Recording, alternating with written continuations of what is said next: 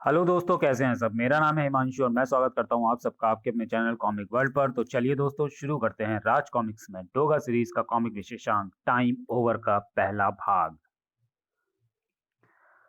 वक्त अपनी रफ्तार से चलता रहता है, जिंदगी अपनी रफ्तार से दौड़ती रहती है। कभी ये रेल की पटरी की तरह सीधी चलती है तो कभी बन जाती है एक अनसुलझी पहेली। आह पापा, मत रो शिल्पा बहन। मौत तो एक ऐसी सच्चाई है जिसका सामना हिम्मत व बहादुरी से करना चाहिए। हाँ रजनी, उतनी ही हिम्मत व बहादुरी से जितनी हिम्मत व बहादुरी से तुम्हारी कलम चलती है और डोगा के खिलाफ शब्दों का जहर उगलती है। बेटी लिखती थी, बाप छापता था। Follow up. हाँ, यही तो नाम है उस छोटे से अखबार का जिसमें उन अपराधों की सुध ली जाती है जो अन्य अखबारों की सुर्खियां तो बनते हैं, मगर जिनके क्लाइमेक्स यानी अंत का कोई अता पता नहीं होता। जिसमें न्यूज रिपोर्टर रजनी मेरे खिलाफ एक कॉलम रोज लिखती है वो डोगा के कानूनों के खिलाफ, डोगा की हिंसा के खिलाफ, वर्दी वाले उस कानून के खिलाफ जिसे डोगा हर पल सरेआम तोड़ता है। ऐसी विलक्षण बेटी को अपने बाप की हत्या का जबरदस्त शोक व दुख होगा, लेकिन वो जानती है कि दुख आंसुओं में बहाने की चीज नहीं। जब तक सांस है, वो शक्ल बदल बदल कर दामन से जुड़ा रहता है। उसका सामना करने के लिए हिम्मत व बहादुरी की ही जरूरत पड़ती है। रजनी के घर से लौट रहे चीता के शब्दों में भी दृढ़ता थी। नहीं मोनिका, बाप के मरने पर अनाथ होते हैं वो लोग जो कमजोर होते हैं, और रजनी कमजोर नहीं है। उसके एक हाथ में कलम है तो दूसरे हाथ में उसके पिता का स्थापित किया अखबार फॉलो अप है, और ये दोनों चीजें मिलकर उसे कमजोर नहीं होने देंगे। लेकिन पिता की मौत के बाद अब उस अखबार के चलने की भी क्या गारंटी है। चीता, यूं तो जीते जागते एक जिंदा इंसान की जिंदगी की भी क्या गारंटी है। मोनिका, बस मैं समझ गई भैया। रहस्यमय ढंग से मोनिका ने चीता की ओर देखा। चीता हड़बड़ाया। क्या समझ गई। मोनिका, यही कि जब एक इंसान किसी दूसरे इंसान की दुख और तकलीफों तकलीफों के बारे में ज्यादा सोचता है, ज्यादा कहता है, ज्यादा सुनता है, उसके बारे में कही गई किसी भी नेगेटिव बात को पॉजिटिव ढंग से बदल कर बताता है, तो ये समझना चाहिए कि वो इंसान उस दूसरे इंसान को बेहद चाहता है। आप माने ना माने भैया, लेकिन मैं जानती हूँ कि भले ही रजनी ने कभी आपकी तरफ ध्यान ना दिया हो, लेकिन आप उसे अपने कॉलेज के समय से ही बेहद चाहते रहे हैं। इस पर इंस्पेक्टर चीता कहता है, किसी के बारे में सोचना और उसे चाहना दो अलग अलग बातें हैं मोनिका।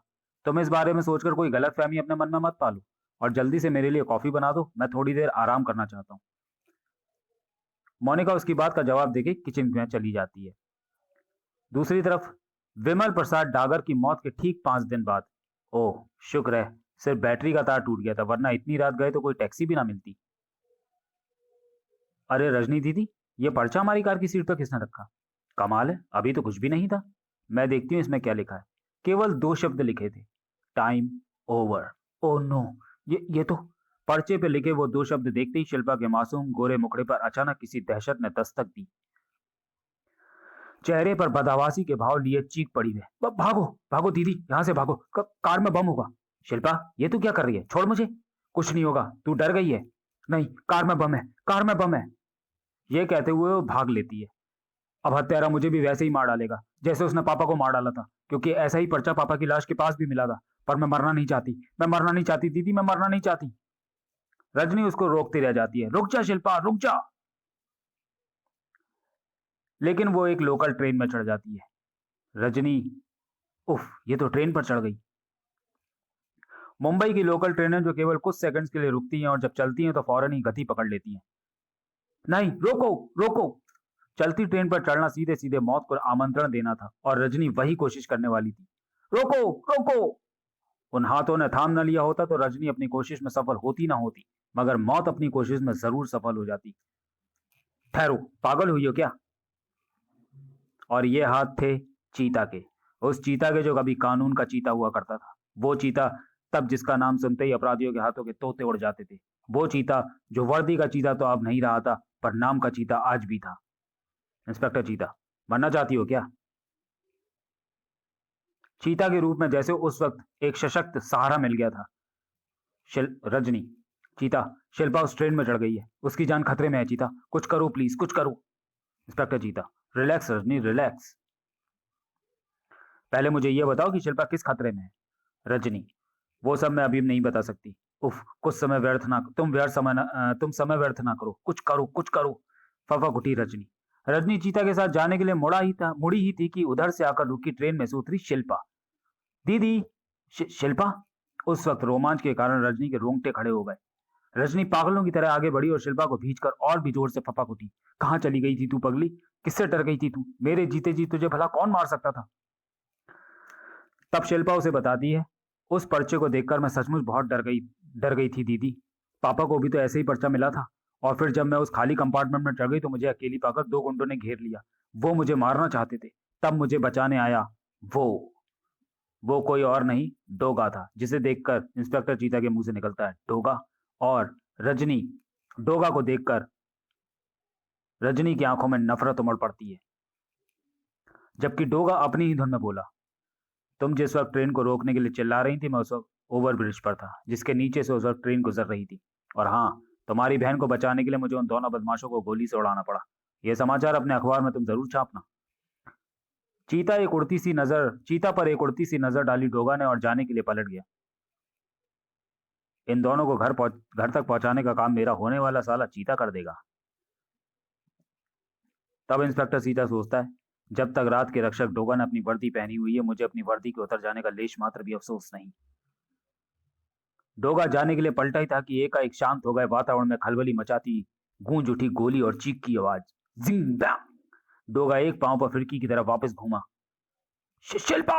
आह! उस वक्त डोगा के जबड़े और मुट्ठियां दोनों एक साथ कस गए। पागलों की तरह चीख रही थी रजनी, शिल्पा! शिल्पा! चीता की अनुभवी निगाहें यह महसूस कर चुकी थी कि अब शिल्पा अब जिंदा नहीं है। उसी पल चेहरे पर खिंचे सन्नाटे के साथ चीता की निगाहें वातावरण के चप्पे चप्पे का निरीक्षण कराई। किसने चलाई गोली? कहाँ था हत्यारा? चेहरे पर तूफान में प्रलय के भाव लिए डोगा की पुतलियां बिहार अंधेरे कोने को चीरती हुई उन्हीं सवालों के जवाब ढूंढती हुई ओवरब्रिज पर भागते उन दो सायों पर जाकर ठिठक गई। डोगा को मौजूद देखकर भी तुम्हारी आंखें बंद क्यों हो गई हत्यारों? और डोगा गोली चला देता है। अब यहाँ के हमेशा के लिए बंद हो जाएंगी। गोलियां चलने के बाद गूंजने वाली चीखों ने यह साबित कर दिया था कि डोगा के निशाने दिल पर लगे हैं। गोली की आवाज से शायद कहीं सोए पड़े कानून व रेलवे पुलिस के सिपाहियों की नींद हराम हो गई थी। क्या हुआ? क्या हुआ? शिल्पा! शिल्पा! तब इंस्पेक्टर चीता रजनी से कहता है, होश में आओ रजनी, ये अब जिंदा नहीं है। नहीं नहीं, ये नहीं हो सकता। उस रात केवल इतना ही हुआ कि घटना की रिपोर्ट लिखी गई और शिल्पा की लाश को पोस्टमार्टम के लिए भेज दिया गया। इंस्पेक्टर चीता, आओ रजनी, तो मैं तुम्हारे घर छोड़ दूं। रजनी, आह चीता, काश मेरी बाहें शिल्पा का कवच बन जाती। अगले दिन अखबारों को मिली वह गर्मा गर्म खबर। पहली टाइम ओवर दो लोगों की हत्या का कारण बनी। क्या है ये पहेली टाइम ओवर? केस को सॉल्व करने की पुलिस की रफ्तार भले ही घंटे की सुइयों के समान थी, मगर चीता अपनी रफ्तार बढ़ाना चाहता था। वो रजनी के घर पहुंचता है, जहां पर दरवाजा उसकी माँ खोलती है। वो उसकी माँ से रजनी के बारे में पूछता है। उसकी माँ कहती है, रजनी अपने कमरे में है बेटा। तब चीता कहता है, मैं उससे वही मिल लेता हूँ माँ जी। जल्दी वो रजनी के कमरे में पहुंचता है और रजनी को कहता है, रजनी, कॉलेज छोड़ने के कई साल बाद तुमसे इन हालात में दोबारा मुलाकात होगी ये मैंने कभी नहीं सोचा था। कॉलेज में हम दोनों साथी थे। इस मुसीबत की घड़ी में भी मैं तब तक के लिए तुम्हारा साथी बनना चाहता हूँ जब तक कि मैं उस पहेली की तह तक ना पहुंच जाऊं जो शिल्पा की मौत का कारण बनी। मैं तुमसे ये जानना चाहता हूँ कि टाइम ओवर का पर्चा देखते ही शिल्पा ने यह अनुमान क्यों लगा लिया कि हत्यारा उसे ही मारना चाहता है, जबकि उस वक्त तुम भी उसके साथ थी? रजनी, मुझे उसके अलावा कुछ नहीं मालूम चीता, कि पिछले कई घंटों से मैं उसे डरी डरी सी देख रही थी। लेकिन ये समस्या मेरी है चीता, मैं खुद इससे निपटूंगी। मैं नहीं चाहती कि कोई बाहर का आदमी मेरे मामले में किसी प्रकार का दखल दे। पापा के बाद शिल्पा की मौत ने जो प्रश्न मेरे जहन में खड़े कर दिए हैं, उनके जवाब मैं खुद ढूंढूंगी। इंस्पेक्टर चीता, तुम चाहे कुछ भी कहो रजनी, पुलिस की नौकरी से त्यागपत्र देने के बाद मैंने अपनी प्राइवेट जासूसी संस्था बनाई है। ये पहेली और वो हत्यारा मेरे लिए चैलेंज है। मैं इस हत्यारे तक पहुंच कर रहूंगा रजनी, हर कीमत पर। रजनी, और मैं अपनी लड़ाई अपनी कलम की ताकत से लड़ूंगी। अखबारों में अपने लेखों से पुलिस प्रशासन की नींद उड़ा दूंगी। इधर सूरज उस खबर को पढ़ रहा था। ओह, तो आखिर ये खबर भी छापने से बाज नहीं आई रजनी। डोगा पर विशेष डोगा ने चारों ओर को गोलियों से भूना। डोगा को इंसानों और पॉपकॉर्न में फर्क महसूस करना चाहिए।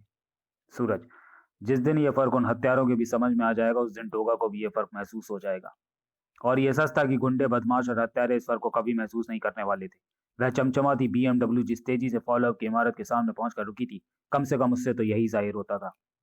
कार में से निकलकर वो चार आदमी गोली की तरह उस इमारत की ओर बढ़े और वहां जाके तोड़ फोड़ करने लगे। तोड़ डालो इस प्रेस को, पता नहीं क्या क्या अंट शंट छापती रहती है ये मशीनें। अरे रे, कौन हो तुम लोग? ये क्या कर रहे हो? ये खबर तुमने ही छापी है ना कि बीएमडब्ल्यू के टायरों के नीचे नहीं, अमीरों के चांदी के जूतों के नीचे कुचले गए चार निर्दोष? ठहरो, ऐसा मत करो। रजनी, ओह, तो इसलिए तुम ये तोड़फोड़ मचाने आए हो ताकि मैं ये सब छापना बंद कर दूं? लेकिन मैं कल और छापूंगी। जो आज तुम कर रहे हो ये भी छापूंगी। एक गुंडा उस पर हॉकी का वार करता है, जरूर छापना। और कल उन्हीं खबरों की दवा का लेप अपनी चोटों पर लगाना। उसकी माँ चिल्लाती है, नहीं। इतने में ही एक गुंडा उसकी माँ पर भी वार कर देता है और अपनी माँ की टूटी हड्डियों को भी जोड़ना। आ! हॉकी के दूसरे वार को उस कलाई ने अपने ऊपर रोका। खट! उसके मुंह से खरखराती सी आवाज निकली, मेरा नाम सुविख्यात है। मैं लड़ाई झगड़ा पसंद नहीं करता, लेकिन अगर गली में कुछ पागल कुत्ते आकर काटने लगे तो मैं चुप भी नहीं रहता। और उन कुत्तों का ऐसा इलाज करता हूं कि वो या तो काटना बंद कर दें या फिर गली छोड़कर भाग जाएं। देख लेंगे तुझे भी। ये जो मुझे देख लेने की धमकी दे रहे हैं, ये अब दोबारा ना तो मुझे दिखेंगे और ना तुम्हें। क्योंकि जब चार आदमी एक आदमी से पिटकर भाग जाते हैं तो वो दोबारा सामने नहीं पड़ते। रजनी, सर सुनिए। रजनी, ओह, चला गया। इंस्पेक्टर चीता, कौन था ये? रजनी, अपना नाम सुविख्यात बता रहा था। मैंने इसे पहले भी देखा है। ये मेरे साथ साथ वाली बिल्डिंग में रहता है। खैर, उससे कभी बाद में मिलूंगी। फिलहाल तो मुझे इस टूट फूट को ठीक करना है। माँ, तुम ठीक तो हो ना? माँ, हाँ बेटी। इंस्पेक्टर चीता, ये सब क्या है रजनी? रजनी, कुछ नहीं। मेरे काम में ये सब तो चलता ही रहता है चीता। आओ माँ, ऊपर चलें। तुम भी आओ चीता, चाय हम साथ ही पियेंगे। वो अपनी माँ को लेके ऊपर चली जाती है। चीता चाय पीने के बाद वहां से चला जाता है। हत्यारे तक पहुंचने का एक अवसर और अब उनके सामने था। Time over. क्योंकि हत्यारे ने एक और जिंदगी के टाइम ओवर हो जाने का नोटिस दे दिया था, जिसे देखकर रजनी की मां कामनी देवी की आंखें दहशत से फट गई थी। और वो रजनी को आवाज लगाती है, रजनी, रजनी। रजनी आती है, क्या हुआ माँ, क्या हुआ? उसकी माँ हड़बड़ाई सी उस पर्चे को दिखाती है। वो देखो, वो देखो, हत्यारे ने इसे मेरे लिए लगाया रजनी। वो मुझे भी नहीं छोड़ेगा। माँ के उस कथन से बेनता चौंकी थी रजनी। रजनी, माँ, तुम्हें कैसे पता कि हत्यारे ने ये नोटिस तुम्हारे लिए लगाया? ये मेरे लिए भी तो हो सकता है। माँ, मैं जानती हूँ कि ये सिर्फ मेरे लिए है, सिर्फ मेरे लिए। रजनी को सोचती हुई, हत्यारे ने उस खिड़की से वैक्यूम तीर चलाकर टाइम ओवर का पर्चा यहाँ चिपकाया है। सोचने या बहस का समय नहीं है। ये बात रजनी अच्छी तरह से जानती थी। आज हत्यारा किसकी हत्या करेगा ये अभी हमें नहीं मालूम, लेकिन फिलहाल हमें इस कोशिश को असफल करना है, हत्यारे को अंदर आने से रोककर। घर के दरवाजे खिड़कियों को अच्छी तरह से बंद कर दो माँ, जल्दी करो। सारे खिड़की दरवाजे बंद करने के बाद रजनी फोन की तरफ जाती है। बदआवाज रजनी बाज की तरफ फोन पर झपटती है। मैं पुलिस को फोन करती हूँ। दरवाजा बंद होने की जोरदार आवाज ने रजनी की डायल की तरफ बढ़ती उंगली को जहां का तहां जाम कर दिया। जबरदस्त फुर्ती के साथ वह पलटी। माँ ने बीच का दरवाजा क्यों बंद कर दिया? जैसे दरवाजे को चीर कर वह चीख उसके कानों में पिघले शीशे की तरह घुसती चली गई। रजनी, तेरा! माँ! ये समझने में रजनी को एक ही क्षण लगा कि दरवाजा माँ ने बंद नहीं किया बल्कि हत्यारे ने किया है। जबरदस्त रोमांच व उत्तेजना से थरथराती रजनी दरवाजे पर झपटी। दरवाजा खोलो, दरवाजा खोलो, ठक ठक। लेकिन अंदर से उसके बाद माँ की कोई आवाज नहीं उभरी। उसे लगा खेल खत्म हो गया। माँ! और तब एक ही क्षण में उसका दिमाग सोच गया कि अगर वो शोर मचा दे तो अपने फ्लैट की चौथी मंजिल से हत्यारे के भागने के सारे रास्तों को बंद कर सकती है। बालकनी पर खड़ी होकर रजनी गला फाड़ फाड़ कर चिल्लाने लगती है, हेल्प, हेल्प! शोर सुनकर कुछ फ्लैटों की बत्तियां जलती भी हैं, लेकिन कुछ ही क्षण बाद बुझ भी जाती हैं। अपनी व्यवस्था पर रजनी बुरी तरह फपक कर रो पड़ती है। Oh God, help me, help me! पहले से धाड़ धाड़ बज रहे रजनी के हृदय की गति उस वक्त और भी तीव्र हो जाती है जब उसके कदम पुनः सन्नाटे को भेजते हुए उसी दरवाजे की तरफ बढ़े जिसके पीछे एक भयानक मंजर उसकी प्रतीक्षा कर रहा था। उसकी माँ की मौत का भयानक मंजर। लेकिन जैसे ही वो दरवाजे को पीछे ढकेलती है, माँ! रजनी के लिए वह बड़ा ही अप्रत्याशित सा दृश्य था। मगर जो कुछ देखा था वह ठोस हकीकत थी। डोगा, तुम्हारी माँ की हालत ठीक नहीं, इसे फौरन हॉस्पिटल ले जाना होगा। रजनी, लेकिन हत्यारा? डोगा, मुझे अफसोस है मिस रजनी की हत्यारा भाग गया। रजनी, मगर तुम यहाँ कैसे आए डोगा? तो चलिए दोस्तों, वीडियो को यहीं समाप्त करते हैं और मिलते हैं टाइम ओवर के दूसरे भाग में अगले वीडियो में। तब तक के लिए धन्यवाद।